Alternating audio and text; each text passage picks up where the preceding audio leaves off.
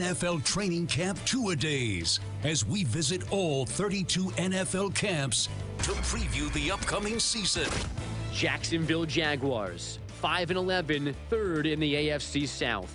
The Jaguars are loaded on offense and upgraded their defense with two potential superstars in the draft and the return of last year's third overall pick, Dante Fowler. Is this the season they rise to the top of the division, or are they still a year away? Joined now by Telvin Smith of the Jags, 5-11 last year, but I think we all expect a lot from this team. Telvin, how you feeling, buddy? What's happening? Welcome to the show.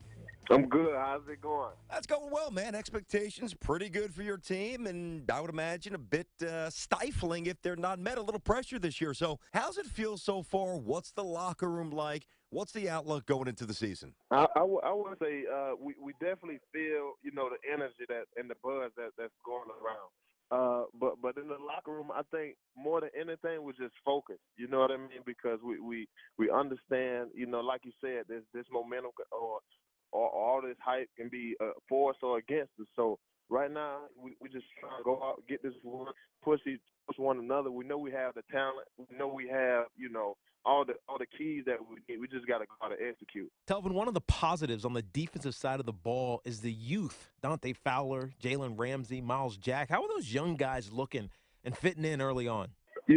Right now, as a former Florida State guy, I was looking forward to Jalen getting here. So that really, I kind of knew what he was going to bring. I just didn't know how he was going to adjust.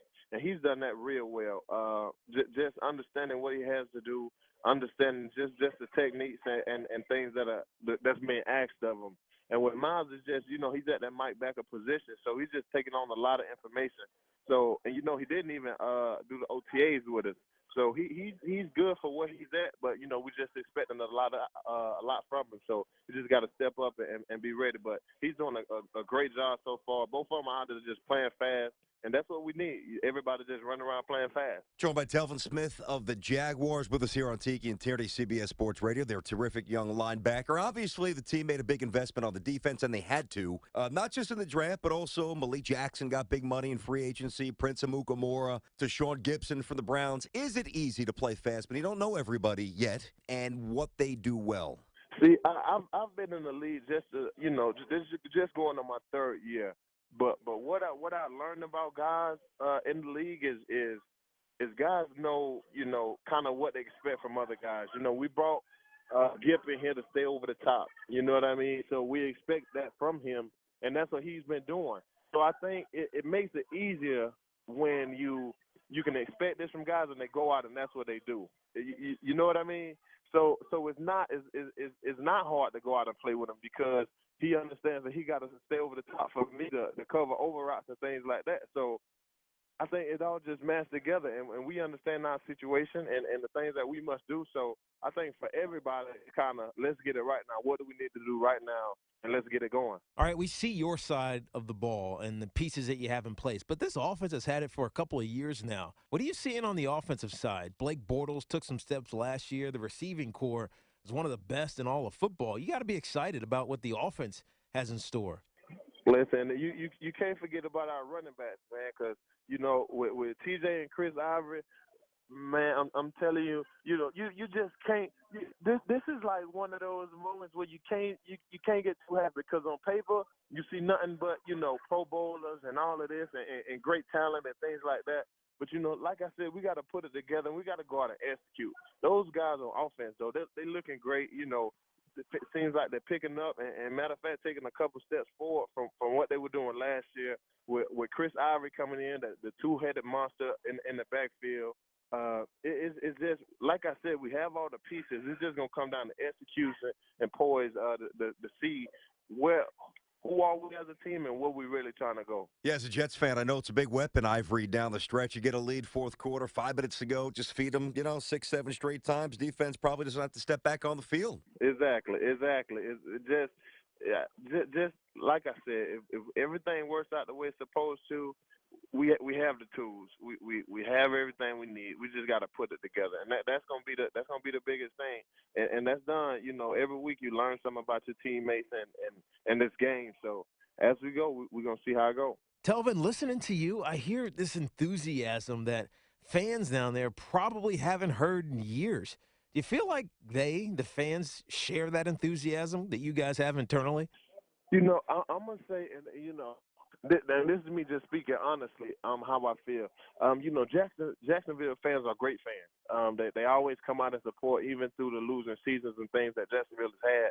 So, and I think that's what they're used to. So, right now we're just going out and understanding that if we start off good, everything on fans and stuff they're gonna start going crazy. But just because it's been that way in Jacksonville, and maybe you start to lose a couple games, and people start to say, oh, well, there go the season and stuff like that.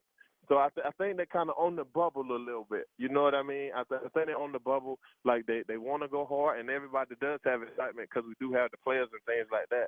But it's just they waiting to see what we do, and we ready to we waiting to get it started to go out and show them what we've been doing and putting together. We're talking to Telvin Smith of the Jaguars with us here on Tiki and Tierney, CBS Sports Radio. Jags got a lot of talent. All right there, Telvin. Back to your quarterback here, Blake Bortles. If you were going to describe him to somebody who didn't know him and never saw him play, what would your description be?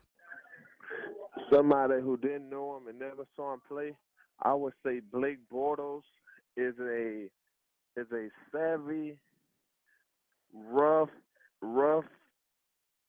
gunslinger. I was gonna say roughneck gunslinger.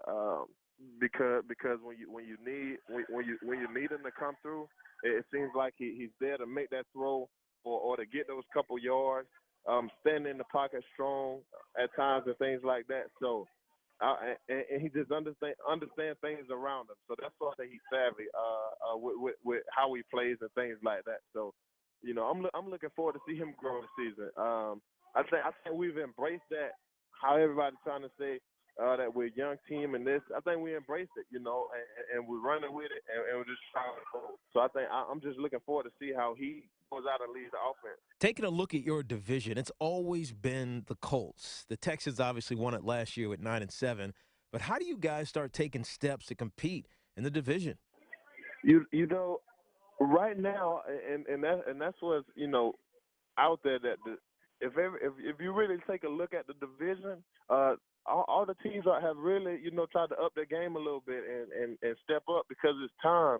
So I think with us, it's just going to be on us. Like I said, I honestly believe that we're the best team in the division. We just got to go out and play and prove that. On paper, it looks great, but paper is one thing, on that field is another. So you go out and you put it together, and you got to show what we think and what we know. So that's what's going to happen in the division, and we just got to go out and play these games. Telvin Smith, Jaguars linebacker, with us here on Tiki and Tierney, CBS Sports Radio. Final thing, Telvin, I don't know how much you get wrapped up in this and what you actually hear or what you read, what's said about your coach, but a lot of people think Gus Bradley, if he doesn't win this year, that's it. Do you get a sense that maybe he feels that pressure? Do you see anything different from Coach this summer compared to last summer? I honestly say, when it comes to him, we don't see that. Obviously, we have that. I think everybody has that urgency to want to win and produce right now. But I'm not seeing it as, this might be my last run. So we got to change this and we got to do that. I think we honestly, just continue to be who we are and gonna go out and like I said, we just got to go out, play hard, win ball games, and execute, and everything else is gonna take care of itself. But if we start to look at how the fans see us and how everybody's seeing us and Gus is on the cuff and then that's the distraction right there that we're taking away from ball. So on his end, we're not seeing it, and on our end, we're just blocking everything out and getting ready for the season. Good luck, Telvin, and we're excited about your team. You guys have